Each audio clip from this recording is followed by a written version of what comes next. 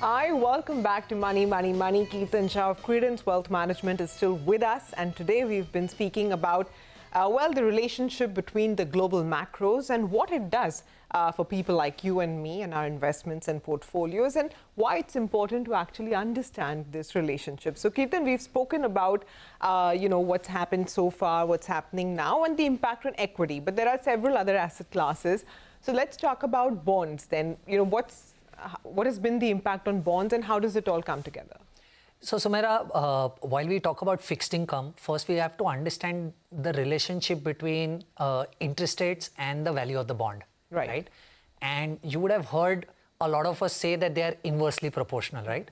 What that means is if interest rates are going up, then any bond which is listed will fall in price, right? So let's say if today I issue a bond which is at 8% and issued to you at 100 rupees, if interest rate in the market goes up, right, I will still be making that same 8% and not the higher. Yeah. So my bond will start trading at 95, 90 in the market, and that's how they are inversely proportional.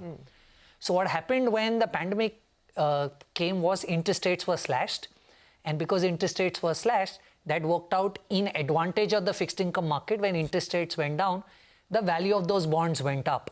But what's been happening now is you see that globally interest rates are going up, right? You've seen US increase interest rates upward of 3%. India has done almost 190, 200 bips, right?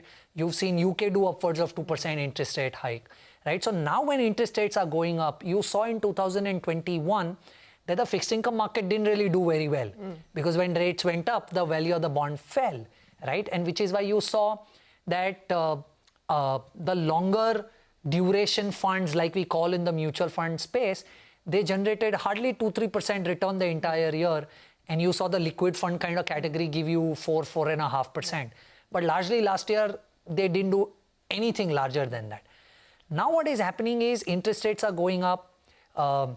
Central banks are trying to do the opposite of quantitative easing, which is quantitative tightening. They are sucking liquidity out of the system. And hence 2021 was not very favorable for fixed income. But now, specifically in the Indian context, Sumaira, I think we are very close to interest rates largely topping out, right? So we probably might have another 35 bips and then a 25 bip kind of rate hike that is expected, largely if things stay where they are, right?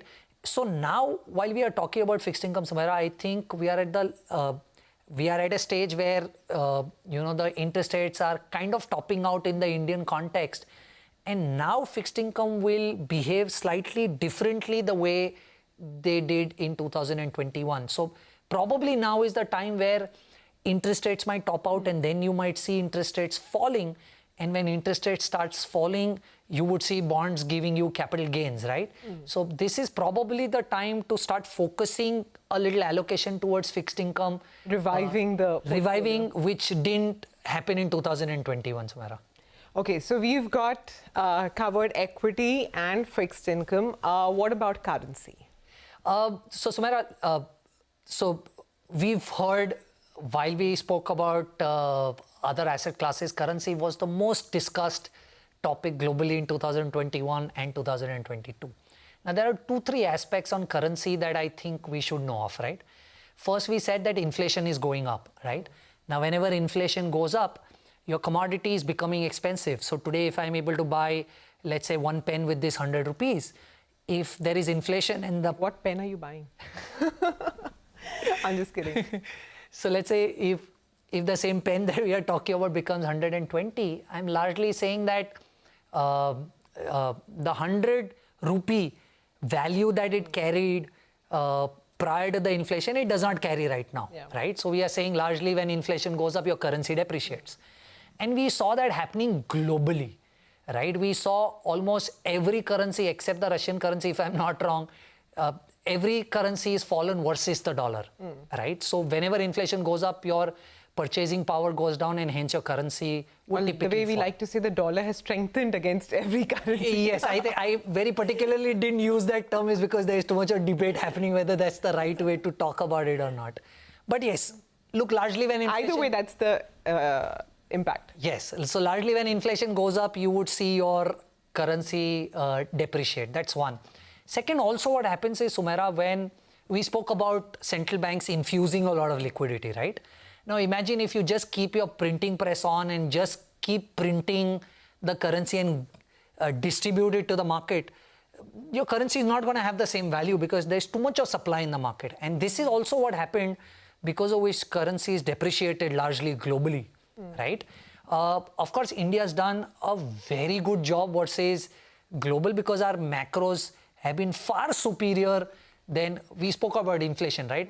It's not as big a problem as in India versus globally, or we've not printed as much money as the global central banks did. And hence our currency did very well versus the other global currencies. But largely what we are trying to say is whenever there is inflation, whenever there is so much of printing of money happens, your currency will depreciate. But to reiterate what you also made as a point, right? It is not more of what the Indian rupee did versus how strongly the dollar went up, right? So if you look at how dollar performed, right? You look at this index called DXY, which the dollar is mapped against 6 other hard or major currencies. You compare that index's movement versus our, you will understand that rupees hardly depreciated versus the way the other global currencies have depreciated. So we've done a good job. But largely the currency would typically fall in such a situation, Sumaira. Understood. And it's Diwali, so we can't let you go without talking about gold. How has gold moved? How is gold related to all of these moving parts? So, Sumaira, gold typically, in my opinion, gets affected because of 2 reasons. First is interest rate, right? Now, imagine a situation where interest rates are high, right? When interest rates are high, you have a very simple option of doing a fixed deposit, right? And why would you want to then try and experiment doing something outside of it, right? So when interest rates are high, money automatically starts flowing towards fixed income. And gold is not a very large preference at that time, right? So currently what is happening is interest rates are going up and hence a lot of money can flow into equity. A lot of money flew into fixed income, but we didn't see a lot of money come into gold and hence dollar returns, gold was minus 7%, right? The last 1 year that we are talking about, right? The other way of looking at it is dollar. So, Sumaira, internationally, gold trades in dollars, right? So, let's say if $1, 1 ounce of gold is $1 hypothetically, and $1 is 70 rupees, today you buy 1 ounce of gold, you will have to pay 70 local currency, right? But let's say internationally, 1 ounce is $1. Right? But $1 becomes 82, right? That means the landed cost of gold in India from 70 becomes 82, right? So the price of gold goes up, right? In the local currency. Now in this context, if I tell you the last 1 year, gold fell 7% in dollar terms. But in the rupee term, there was 4% appreciation, right? Because the rupee depreciated, right? So gold has a very large impact of where the currency also moves. So if you anticipate that the dollar is going to top out and there is not going to be a lot of depreciation in rupee going further, it might end up supporting the gold prices. Because interest rates have also topped out and we are saying that probably dollar might also top out and rupee depreciation might not be too strong.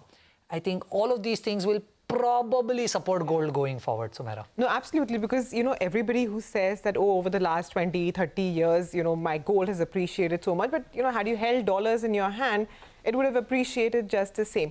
Kirtan, thank you very much for your time today and for making us understand the relationship between the various moving parts that are there globally, which we know as asset classes, and how it impacts our investments. And, just to say that this is a theoretical explanation, but do keep your long-term portfolios mapped to your asset allocation. With that, we'll wind up on this edition of Money, Money, Money. Wish you a very happy Diwali and a prosperous New Year.